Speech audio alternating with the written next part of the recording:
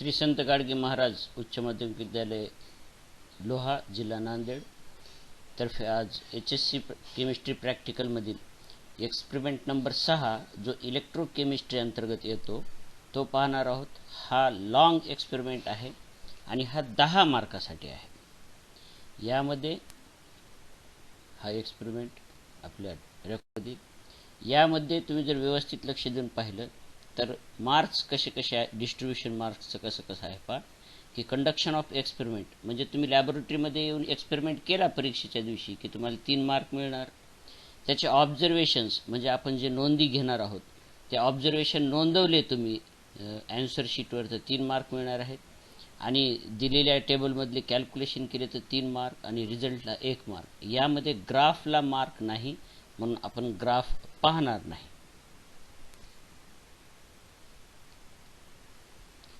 M पाहूया एक्सपेरिमेंटचं काय करायचं आपल्याला। To study the variation in cell potential of the cell.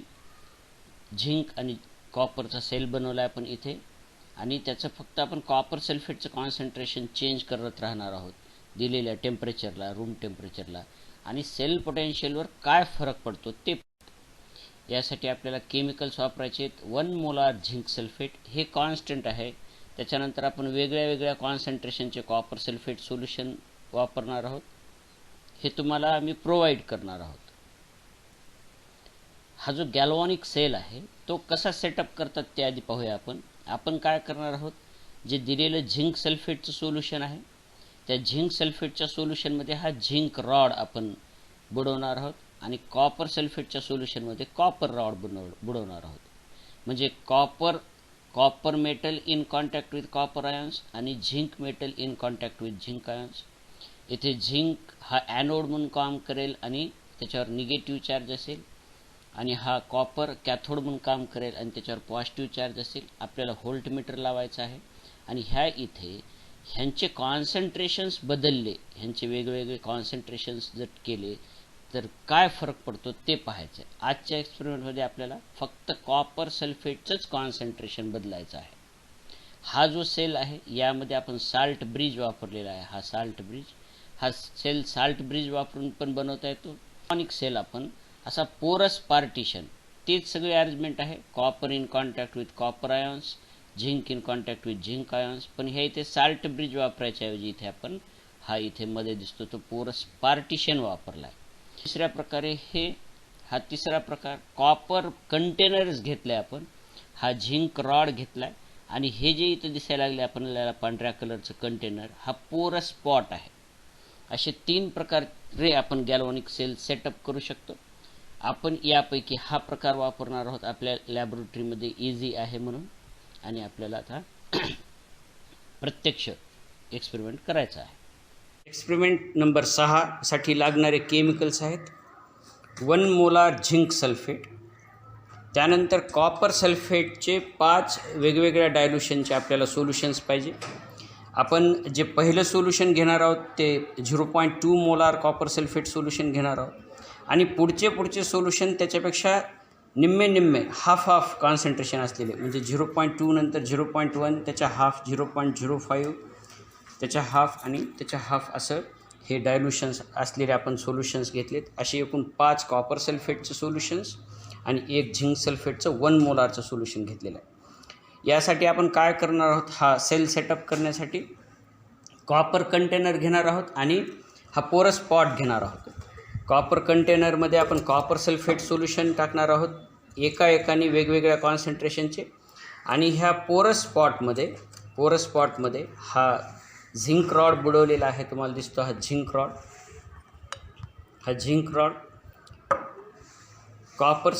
Zinc सल्फेटच्या सोल्युशनमध्ये टाकायचं आहे आपल्याला। झिंक सल्फेटचं सोल्युशन भरलं आपण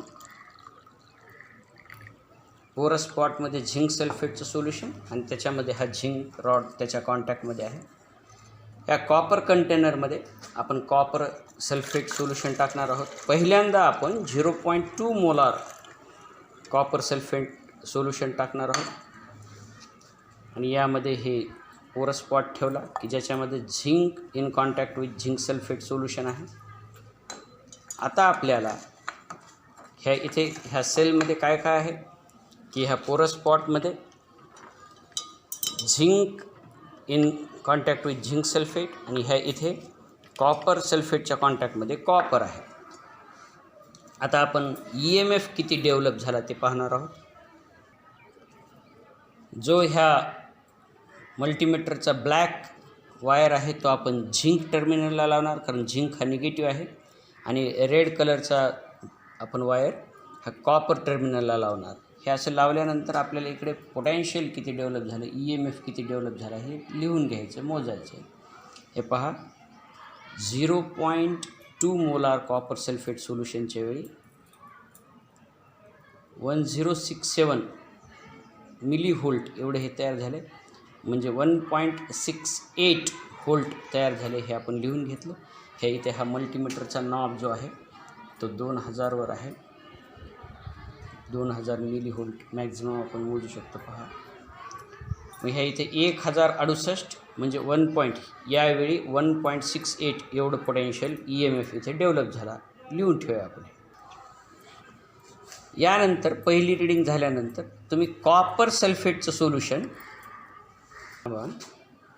ही पहिली रिडिंग घेतल्यानंतर आपण आता हा पोरस स्पॉट बाजूला काढूया आणि हे 0.2 मोलार कॉपर सल्फेटचं सोल्युशन रिप्लेस करूया. हे पूर्णपणे काढून टाकलं आपण आणि ह्या 0.2 मोलार कॉपर सल्फेट सोल्युशनला आता आपण रिप्लेस करत आहोत 0.1 मोलार कॉपर सल्फेट सोल्युशनने.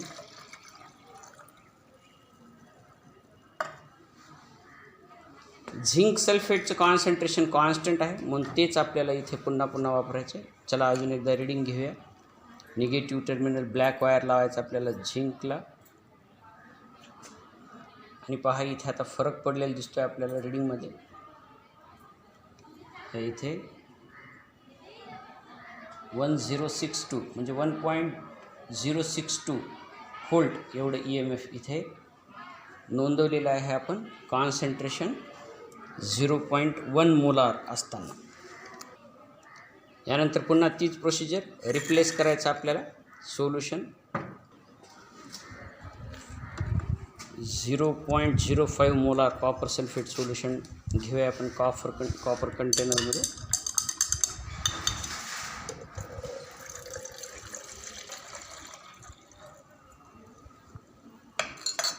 पोरस स्पॉट ठेवून पुन्हा एकदा EMF किती आला ते मोजायचं आपल्याला.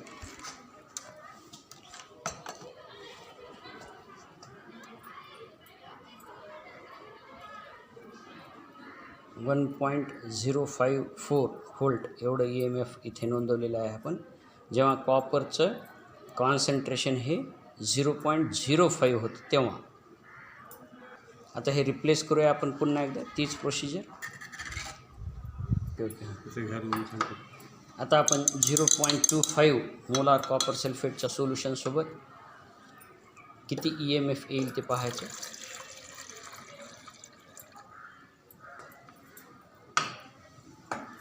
1 मोलार झिंक सल्फेट आणि झिंक रॉड असलेलं हे आपण पोरस स्पॉट टाकलेलं आहे. अत्यंत सोपा एक्सपेरिमेंट आहे, लॉंग एक्सपेरिमेंट, 10 मार्कासाठी. पहा जेव्हा कॉन्सन्ट्रेशन 0.025 मोलार आहे कॉपर सल्फेटचं, त्यावेळी रिडिंग 1.044 व्होल्ट एवढी आहे. आणि शेवटची रिडिंग घेऊया आता आपण. शेवटचं कॉन्सन्ट्रेशन, लिस्ट कॉन्सन्ट्रेशन 0.0125 कॉपर सल्फेटचं कॉपर कंटेनरमध्ये आपण घेतलेलं आहे. पोरस स्पॉट, झिंक सल्फेट आणि झिंक रॉड असलेलं 1 मोलार कॉन्सन्ट्रेशन आहे झिंक सल्फेटचं. यावेळी किती रिडिंग येते ते पाहायचे आपल्याला. 1.033 व्होल्ट एवढे आलेले आहे. सर्व विद्यार्थ्यांना सूचना की तुम्हाला हे सर्व सोल्युशन्स प्रोव्हाइड केले जातील, ॲपरेटस प्रोव्हाइड केले जाईल. तुम्हाला बॅच वाईज जो टाईम टेबल दिलेला आहे त्यावेळेप्रमाणे तुम्ही लॅबोरेटरीमध्ये येऊन हे एक्सपेरिमेंट करायचं आहे आणि तुम्ही स्वतःच्या रिडिंग घेऊन रेकॉर्ड बुकमध्ये पूर्ण करायचे आहेत. व ग्राफ जे एक्सपेरिमेंट पाहिलं आपण त्यावरून आता आपण त्याच रिडिंग इथे ऑब्झर्वेशन टेबलमध्ये लिहिणार आहोत. ऑब्झर्वेशन्स ह्या टेबलला तुम्ही हे ऑब्झर्वेशन्स पूर्ण लिहिल्यानंतर तुम्हाला 3 मार्क आहेत.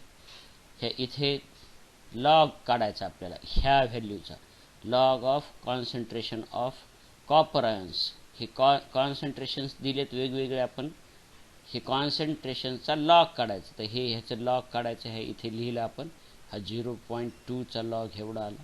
हे तुम्ही लॉग व्हॅल्यूज लिहायच्यात, हे तुम्हाला लिहायचं टेबलमध्ये परीक्षेमध्ये. आणि हे EMF आत्ता जे आपण एक्सपेरिमेंट पाहिला ते EMF of the cell in volts पाहिले आपण, ते हे इथे लिहून टाकायचे. 0.2 होतं त्यावेळी किती होतं ते सगळं हे EMF आपण रफ लिहून घेतला होता एक्सपेरिमेंट करताना, तो ह्या इथे किमती लिहून टाकायच्यात. आता काय करायचं आपल्याला की हे एक्सपेरिमेंटल व्हॅल्यू किती आली कॉपर आयन्सच्या ह्या इलेक्ट्रोडची एक्सपेरिमेंटल व्हॅल्यू किती आली ते पाहायची. आता पहा, हा टोटल EMF होता सेलचा. हा सेलचा टोटल EMF कसा काढतो आपण, कॅथोड मायनस ॲनोड. या इथे आपल्या एक्सपेरिमेंटमध्ये ह्या सेलमध्ये जे पाहिलं आपण त्यामध्ये कॉपर कॅथोड होता आणि झिंक ॲनोड होता. मग आता ह्या इथे ह्या पहिल्या रिडिंगमध्ये हे EMF किती आला होता सेलचा 1.68. हा 1.68 आपण स्वतः मोजला. यामध्ये ही स्टँडर्ड व्हॅल्यू घेतली आपण झिंकची, तर त्याचा EMF स्टँडर्ड रिडक्शन पोटेन्शियल आपल्याला -0.77 आहे व्होल्ट, तेवढं घेतलं आपण. आणि ह्या इथे कारण झिंक आपण 1 मोलार घेतलेला आहे म्हणून ही व्हॅल्यू घेतली आपण.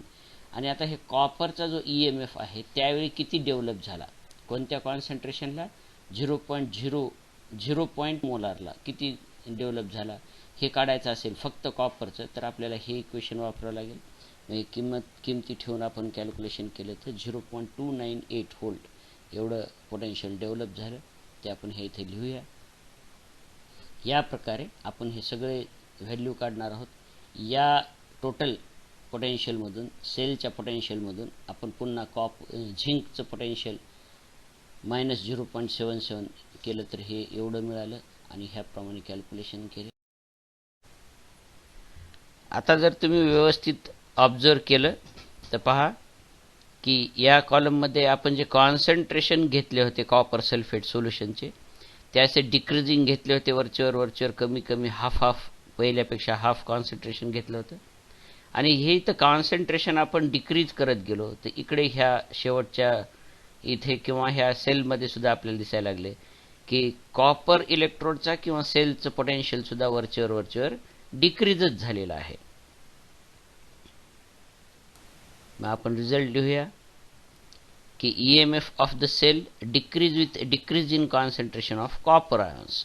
कॉपर आयन्सचं कॉन्सन्ट्रेशन कमी केलं तसं सेल पोटेन्शियल किंवा कॉपरच्या इलेक्ट्रोडचं पोटेन्शियल सुद्धा कमी